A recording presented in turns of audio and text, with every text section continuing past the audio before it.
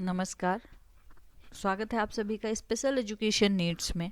मैं Shabnam Bano, assistant professor DEd and BEd special education in hearing impairment. आज हम discuss करने वाले हैं बिहेवियरिज्म स्किनर थ्योरी, जो उन्होंने दी थी ऑपरेंट कंडीशनिंग थ्योरी।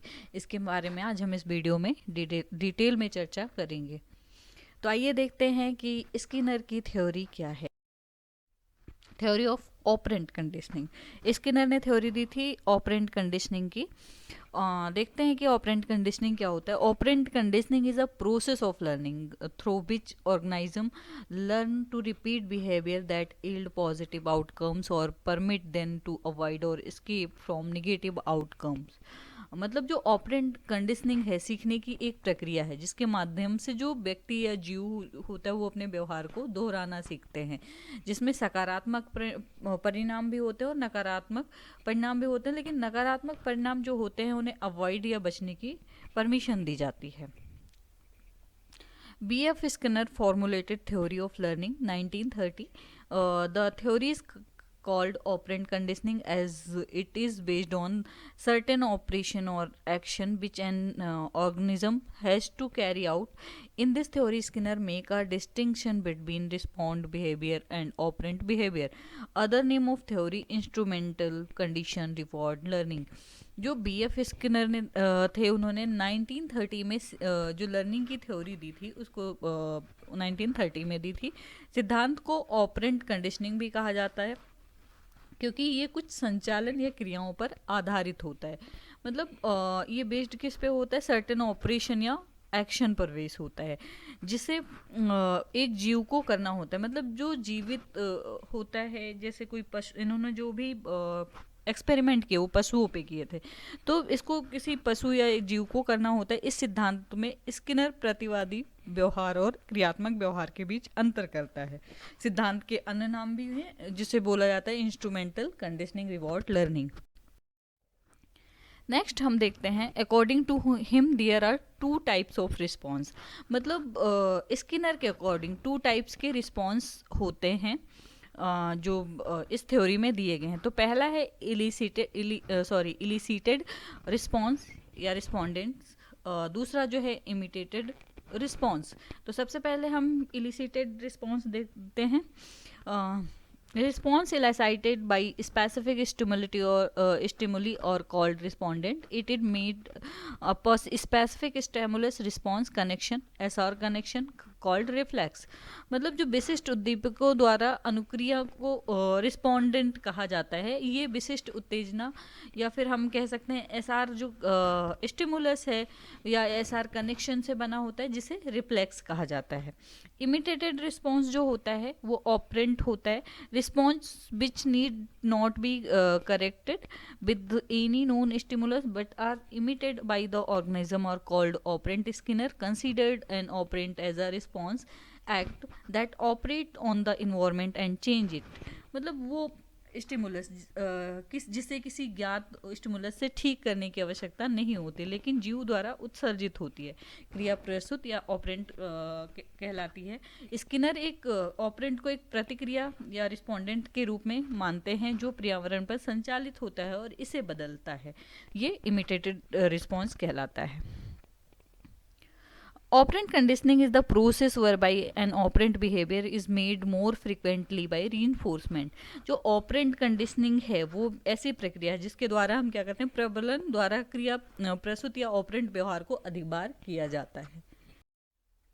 स्किनर का एक्सपेरिमेंट देखते हैं, क्योंकि जितनी भी थ्योरी है, मतलब जो इनकी थ्योरी है एक्सपेरिमेंट पे बेस है।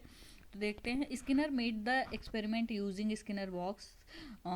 Special apparatus contain a rat lever and a food pellet dispenser. Skinner ने एक स्किनर बॉक्स या विशेष उपकरण का प्रयोग किया जिसमें उन्होंने एक चूहा रखा और चूहे में एक लीवर और भोजन की गोली डिस्पेंसर भी रखा, जैसे इस बॉक्स में दिख रहा है। इसमें चूहा भी है, यहाँ पे एक स्पीकर है, सिंगल लाइट है, लीवर है और डिस्पेंसर ट्यूब है, फूड कप है, उसके अलावा पेलेट डिस्पेंसर है। चूहा जैसे ही इस लेवर पे पैर रखता है, भोजन की गोली उसे प्राप्त होती है। तो हम देखते हैं कि इसकी प्रोसेस क्या है आगे। स्किनर की थ्योरी की बात करते हैं तो स्किनर का एक बार प्रयोग देख लेते हैं कि स्किनर का जो यूज़ है, जो उन्होंने एक्सपेरिमेंट किया था वो क्या है। तो स्किनर ने ऑपरेंट कंडीशनिंग का अध्ययन करने के लिए अपनी विधि और मतलब अपनी विधि तथा उपकरण का विकास किया था, जिसे एक समस्यावादी बॉक्स का निर्माण किया, और उसको समस्यावादी बॉक्स कहते हैं या स्किनर बॉक्स कहते हैं। व्यवहार का मतलब थोड़े समय में एक अध्ययन की दृष्टि से इस उपकरण का निर्माण किया गया था, जिसमें एक लीवर रखा गया था, और लीवर जो था उसमें दबाने की अनुक्रिया को व्यवहार की इकाई माना गया था। इस बॉक्स में एक चूहा रखा गया जो भूखा था। उस बॉक्स में ये व्यवस्था थी कि लीवर के दबने पर भोजन की जो प्लेट थी वो निकलकर सामने आती थी। चूहे की गतियों का विद्युत उपकरणों की सहायता से रिकॉर्ड रखा गया था। तो हम कह सकते हैं कि जो स्किनर का वो था उपयोग, व्यवहार में परिवर्तन, जो वांछित परिवर्तन होता है उसके बाद में जो रीइंफोर्समेंट दिया जाता है उसकी बात की थी इन्होंने। या फिर स्किनर ने चूहे के पास मतलब चूहे को पिंजरे में रखा था, और उन्होंने जब भी चूहा पिंजरे पर पैर रखता था तो क्या होता था, लीवर दबता था और उससे खाना उसको मिल जाता था। चूहे ने एक बार गलती करी, 2 बार, 3 बार, और फिर एक टाइम ऐसा आया कि वो जाके लीवर पे जैसे ही पैर रखता खाना मिल जाता, तो उसके वो आदत में आ गया था कि उसने जैसे ही लीवर पे पैर रखा और उसको खाना मिल गया। मतलब उसने ये प्रयास एक से अधिक बार किया। उसके अलावा स्किनर ने जो उसमें वो डाला था, विद्युत ग्रिड के रूप में एक नकारात्मक प्रवर्तन जोड़ा था, जिस उसमें चूहे द्वारा किसी भी सजा को रोकने के लिए व्यवहार को मजबूत किया गया। Skinner gives importance to operant behavior which is more concerned with response. Response को R से प्रदर्शित किया था। Then with stimuli, S he calls it R type conditioning। जो स्किनर का ऑपरेंट बिहेवियर को जो ऑपरेंट बिहेवियर या फिर जो उन्होंने थ्योरी दी थी उसमें जो रिस्पॉन्स था एस की तुलना में प्रतिक्रिया आर से अधिक संबंधित होती है, इसे आर टाइप की कंडीशनिंग भी कहते हैं। He changed the usual SR formula into an RS formula। उन्होंने क्या किया था, जो सामान्य SR फॉर्मूला था उसको RS फॉर्मूला में बदल दिया था। According to him, when a desired response is emitted, a response stimuli is present। RS मतलब इसके उनके अनुसार जब एक वांछित प्रतिक्रिया या उत्सर्जित होती है तो एक मजबूत प्रतिक्रिया हम कह सकते हैं जिसमें मौजूद होती है। The desirable response is conditioned by constantly reinforcing it। वांछित प्रतिक्रिया को लगातार मजबूत करके वातानुकूलित किया जा सकता है। The reinforcement must come after the response has been made and not before it। प्रतिक्रिया दिए जाने के बाद सुदृढ़ीकरण आना चाहिए, इससे पहले नहीं। Next, it response is not reinforced, it result in the examined of the operant। यदि अनुक्रिया को सुदृढ़ नहीं किया जाता है तो इसका परिणाम ऑपरेंट के विलोपन में होता है। मतलब अगर बार बार रिइंफोर्समेंट नहीं मिलता है तो क्या होता है, लर्निंग एक टाइम के बाद ख़त्म हो जाती है। तो इसलिए इनका मानना है कि रिइंफोर्समेंट देना चाहिए। Operant conditioning applies to voluntary response which an organism perform deliberately in order to produce a desirable outcome। जो ऑपरेंट कंडीशनिंग थी वो स्वैच्छिक अनुक्रिया पर लागू होता है। जो एक जीव मतलब जो ऑर्गेनिज्म है वांछित परिणाम उत्पन्न करने के लिए जानबूझकर करता है। जैसे जब चूहे को खाना मिल गया तो उसने एक से अधिक बार जब प्रयास किया तो लास्ट टाइम पे एक टाइम ऐसा है कि वो जानबूझ के लीवर पे पैर रखता और उसे भोजन मिल जाता। तो ये हमारी हैबिट में आ जाती है। एक काम को अगर हम करते रहते हैं तो वो कुछ दिनों के बाद आदत में परिवर्तित हो जाती है। The response emitted by the organism is instrumental in bringing about its reinforcement। मतलब जो भी ऑर्गेनिज्म होता है उसके द्वारा जो उत्सर्जित रिस्पॉन्स होता है उसको पुनः परिवर्तन को लाने के लिए महत्वपूर्ण भूमिका निभाता है। Element of the process of operant conditioning. अब हम देखते हैं कि जो ऑपरेंट कंडीशनिंग प्रक्रिया की जो के तत्व हैं वो कौन कौन से हैं। तो पहला है शेपिंग या आकृतिकरण बोल सकते हैं। Designation is a very important element of the overall function contract. Skinner's shaping referred to the judicious use of some selected reinforce of bring about desired change. It is in the behavior of the animal. In this the desired behavior is predicted. Here the experimenter changed the behavior of the animal in the same way as a potter gives desired shape to the clay while making a vessel. मतलब हम कह सकते हैं कि जो संपूर्ण कार्यात्मक अनुबंधन या ऑपरेंट कंडीशनिंग है उसमें शेपिंग जो है बहुत ही महत्वपूर्ण तत्व है। महत्वपूर्ण एलिमेंट इसलिए है क्योंकि जब हम किसी को किसी चीज़ में ढालना होता है तो हम उसकी आदत लगाते हैं। स्किनर का आकृतिकरण या शेपिंग से जो मतलब है वो जो भी व्यक्ति होता है उसमें व्यवहार इच्छित परिवर्तन लाने के लिए कुछ चुने हुए पुनर्वलोनों का उपयोग किया जाता है जिसमें इच्छित व्यवहार का अनुमान लगाया जाता है। यहाँ प्रयोगकर्ता क्या करता है, जो प्राणी होता है उसके व्यवहार में उसी प्रकार का परिवर्तन आता है जिस प्रकार कुम्हार बर्तन बनाते समय मिट्टी को इच्छित आकार का प्रदान करता है। जैसे हम कह सकते हैं जब एक बच्चा होता है हम अगर उसे शेपिंग में ढालना हो तो उसको वैसा ही एक्सपोजर देंगे। कहते हैं कि एक बच्चा जो होता है वो कोरी स्लेट होता है, तो जिस हिसाब से हम ढालना चाहें वैसे ढाल सकते हैं। ऐसे ही लर्निंग की या किसी चीज़ की आदत लगानी हो तो हम 1 दिन करेंगे, 2 दिन करेंगे, 3 दिन करेंगे, धीरे धीरे वो चीज़ें क्या होती है हमारी हैबिट में परिवर्तित हो जाती हैं और परिवर्तित होने के बाद हम वो चीज़ रोज़ाना करने लगते हैं। जैसे कि इसमें एक वो है उदाहरण है कि कुम्हार जब बर्तन बनाते समय वो मिट्टी को किसी भी आकार में बना सकता है, तो शेपिंग भी उसी चीज़ का काम करती है कि अगर हमें लर्निंग करनी है उसके लिए शेपिंग बहुत ज़्यादा ज़रूरी होती है। इसमें 2 चीज़ें हैं शेपिंग में, जनरलाइजेशन ऑफ रिस्पॉन्स यानी कि अनुक्रिया का सामान्यकरण, दूसरा है कंपटीशन इन हैबिट आदतों में प्रतिस्पर्धा। अगर हम जनरलाइजेशन ऑफ रिस्पॉन्स की बात करते हैं तो by nature the animal make similar response to similar stimuli. A person will almost always have the same reaction to seeing a snack. This mean that he always react in a specific way when he see the snack responding almost always in the same way to stimulus means that the individual has become habitual to respond in a specific way. This is the case of response. मतलब जो भी लोगों की habit होती है या वो कोई भी उद्दीपक हो उसके प्रति समान प्रतिक्रिया करता है। जैसे कि एक व्यक्ति सांप को देखकर हमेशा वैसी ही प्रतिक्रिया करेगा जैसा पहली बार करेगा, दूसरी बार करेगा, क्योंकि वो उसे लगता है कि वो काट लेगा, तो उसके अंदर एक हैबिट बन गई है कि सांप दिखेगा तो वो काट सकता है। तो एक उद्दीपक के प्रति या स्टिमुलस के प्रति सदैव प्राय एक जैसी प्रतिक्रिया करने का अर्थ है कि व्यक्ति में एक विशिष्ट प्रकार की प्रतिक्रिया करने की आदत डाली है। यही अनुक्रियाओं के सामान्यीकरण की स्थिति है।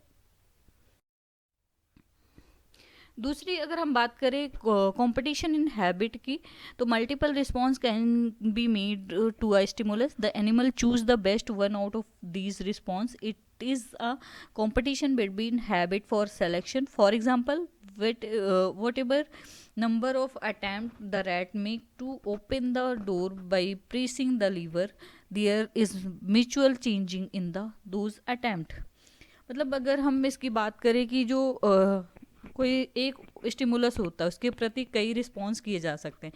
प्राणी इन अनुक्रियाओं में से एक सर्वोत्तम अनुक्रिया का चयन करता है। ये चयन करने के लिए आदतों में परस्पर प्रतिस्पर्धा होती है, कंपटीशन होती है। जैसे कि चूहा, अगर हम एग्जांपल लेते हैं तो चूहा लीवर दबाकर दरवाज़ा खोलने की जो भी सही प्रयास करता है उन सभी प्रयासों में परस्पर श्रृंखलाबद्धता पाई जाती है। मतलब जो सही प्रयास होता है उसके बाद वो वही चीज़ें सही तरीके से करने की कोशिश करता है कि अगर वो सही प्रयास करेगा तो उसे भोजन मिलेगा, तो उसके आदत में कंपटीशन आ जाती है। और जितना ज़्यादा हमें लर्निंग में कंपटीशन आती है हमारी आदतों में, उतना ज़्यादा हम सीखते हैं। नेक्स्ट बात करते हैं हम एक्सटेंशन या बहिर्गमन की। Extension mean the reinforcement should be withheld when the appropriate response occur. Withholding of reinforcement mean the withdrawal of previously established relationship. When proper response stop disappear reinforcement, there is some other more powerful reinforcement should be used by exciting that reinforcement. For example, eat a rat repeatedly press the lever in the box but does not receive food, then it lever pressing behavior disappear. मतलब जो extinction है या बहिर्गमन है, अगर उसका मतलब ये होता है कि उचित प्रतिक्रिया होती है तो उस समय पुनर्बलन को रोके रहना चाहिए। पुनर्बलन के रोके रहने से तात्पर्य है कि पूर्व स्थापित संबंधों का बहिर्गमन या एक्सटेंशन बोल सकते हैं। जब हम रीइंफोर्समेंट देते हैं उसके बावजूद भी उचित प्रतिक्रिया होना बंद हो जाए तो उसे पुनर्बलन का बहिर्गमन करके कोई अन्य और शक्तिशाली पुनर्बलन प्रयुक्त करना चाहिए। उदाहरण के लिए अगर हम जो बॉक्स था, समस्यावादी बॉक्स था, उसमें चूहा बार बार लीवर को दबाता है किंतु भोजन प्राप्त नहीं होता तो उसका लीवर दबाने का जो व्यवहार होता है वो लुप्त हो जाता है।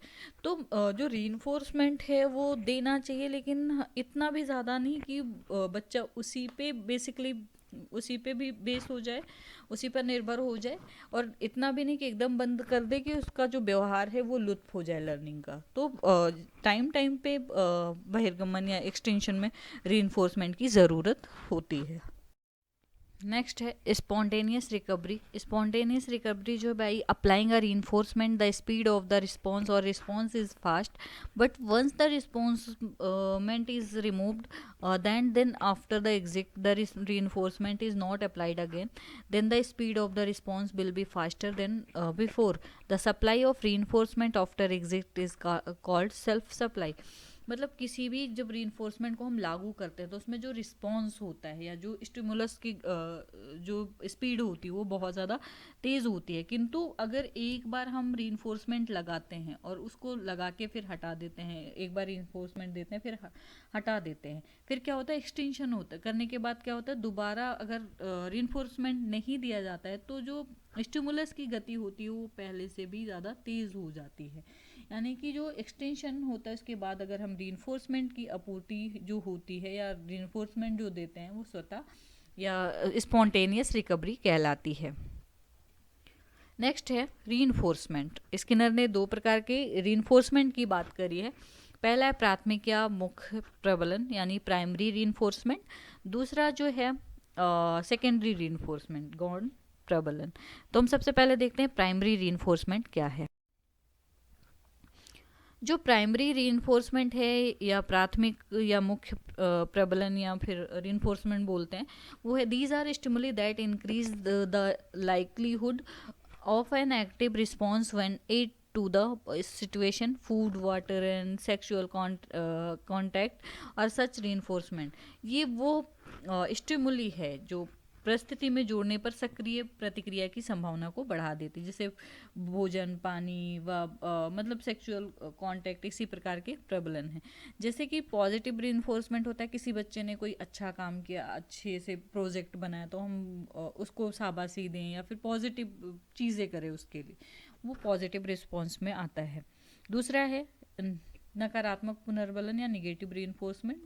This is the stimuli which the removed from the situation get reinforced to help the active response, loud tone, bright light, strong heat और पनिशमेंट एक्सेट्रा। और नेगेटिव रीइंफोर्समेंट ये वो स्टिमुलस है जिसको परिस्थिति से हटा लेने पर सक्रिय प्रतिक्रिया की सहायता को बल मिलता है।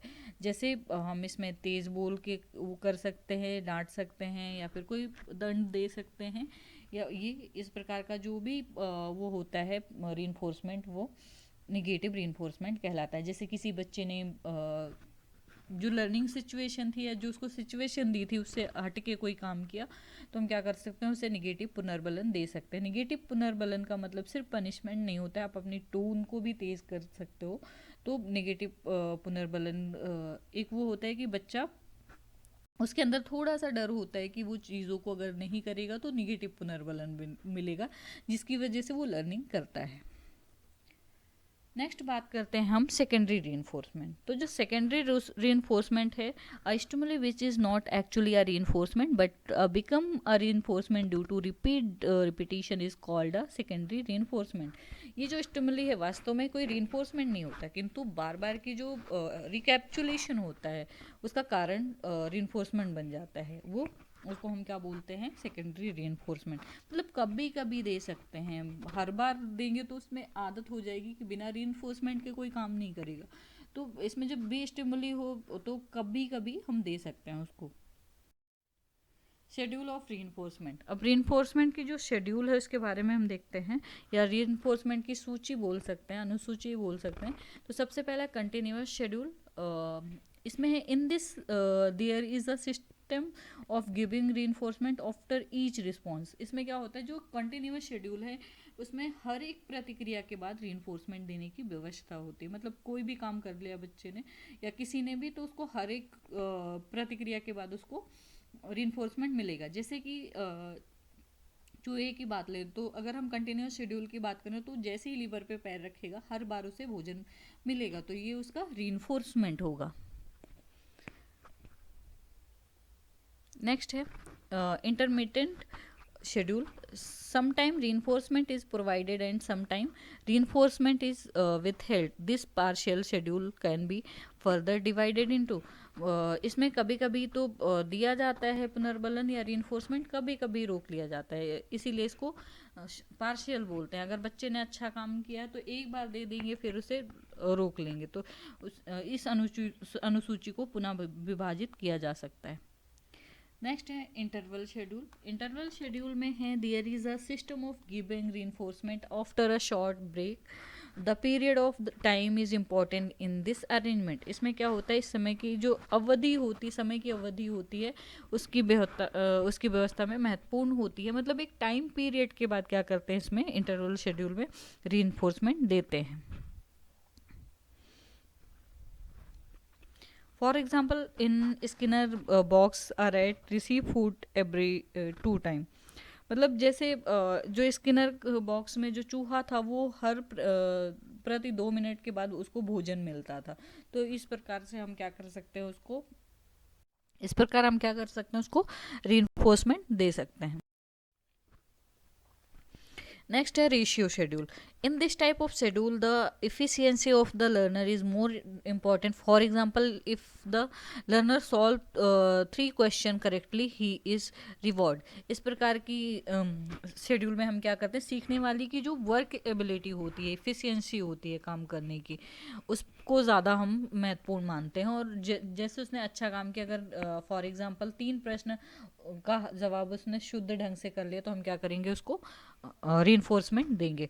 तो जो रेशियो शेड्यूल होता है, मतलब एक वर्क एबिलिटी या वर्क इफिशिएंसी के आधार पर हम उसे दे सकते हैं।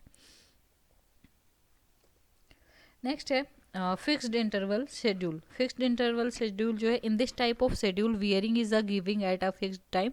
The duration of the pause of time can be 1 minute or day, week or month. Fixed pause scheduling are widely used in human behavior. We eat food at fixed time, work at fixed time। इस प्रकार का जो schedule होता है वो एक निश्चित समय पर दिया जाता है। समय के विराम की अवधि 1 मिनट भी हो सकती है, 1 घंटा भी हो सकती है, 1 दिन भी हो सकती है, 1 माह भी हो सकती है और 1 सप्ताह भी हो सकती है। मानव व्यवहार में क्या होता है, जो ह्यूमन बिहेवियर होता है उसमें निश्चित विराम शेड्यूल का उपयोग बहुत अधिक होता है। हम लोग निश्चित समय पर खाना खाते हैं, निश्चित समय पर काम करते हैं, तो इसीलिए फिक्स्ड इंटरवल शेड्यूल जो है वो निश्चित समय पर दिया जाता है। नेक्स्ट है fixed ratio schedule.